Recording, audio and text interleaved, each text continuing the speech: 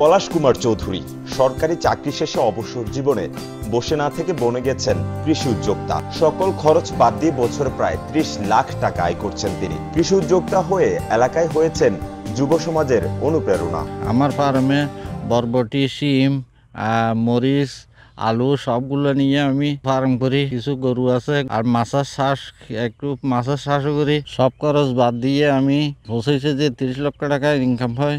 এই ইনকাম থেকে আমি শহরে মেয়ে ছেলে ইউনিভার্সিটিতে লেখাপড়া করতেছে। চট্টগ্রামের সাতকানিয়া উপজেলার কেউচিয়া গ্রামের বাসিন্দা পলাশ কুমার চৌধুরী দীর্ঘ ৩৮ বছরের সরকারি চাকরি জীবনের সমাপ্তির পর পুরোদমে শুরু করেছেন কৃষিকাজ, আর এতেই বাজিমাত করেছেন তিনি। বাংলাদেশ কৃষি প্রধান দেশ। বাংলাদেশে শিক্ষিত যুবক সমাজগুলো বসে না থাকে, কৃষিকাজে উদ্যোক্তা হইলে বেকার সমস্যা দূর করা সম্ভব হবে। জানা গেছে পলাশ উপজেলা হেলথ ইন্সপেক্টর হিসেবে দীর্ঘদিন কর্মরত ছিলেন। অবসরে যাওয়ার পর বিশ্রাম না নিয়ে সে সময় গড়ে তুলেছেন মৎস্য খামার, গরুর খামার, ধানের প্লট ও বিভিন্ন প্রজাতির শাকসবজির চাষাবাদ। তার এমন কাজে এলাকার যুবকরা কৃষিকাজে আগ্রহ দেখাচ্ছে। পাশাপাশি কৃষকদের আধুনিক কৃষি সম্পর্কে ধারণাও দেন তিনি। অবসরপ্রাপ্ত হইয়ে বসে না থাকে, আমি এগুলো নিয়ে একটু ব্যস্ত আছি।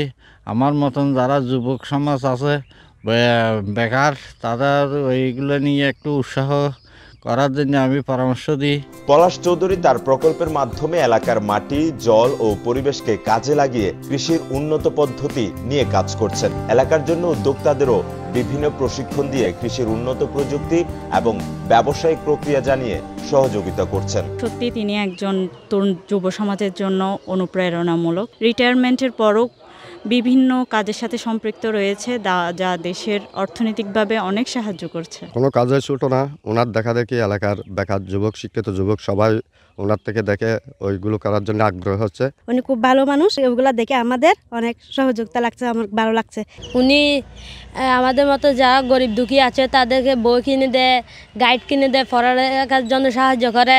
পলাশ চৌধুরী একজন সফল কৃষি উদ্যোক্তা হিসেবেই নয়, বরং সমাজের প্রতি তার অবদান, দেশ ও এলাকার উন্নয়নে যে ভূমিকা রাখছেন তা অনুপ্রেরণাদায়ক। পলাশ চৌধুরী বিশ্বাস করেন যে কৃষি উদ্যোক্তা হিসেবে কাজ করা কেবল আর্থিক লাভের মধ্যেই সীমাবদ্ধ নয়, বরং এটি মানুষের জীবনমান উন্নত, কর্মসংস্থান সৃষ্টি এবং দেশকে স্বনির্ভর করতে সহায়ক হতে পারে বলে মনে করেন তিনি।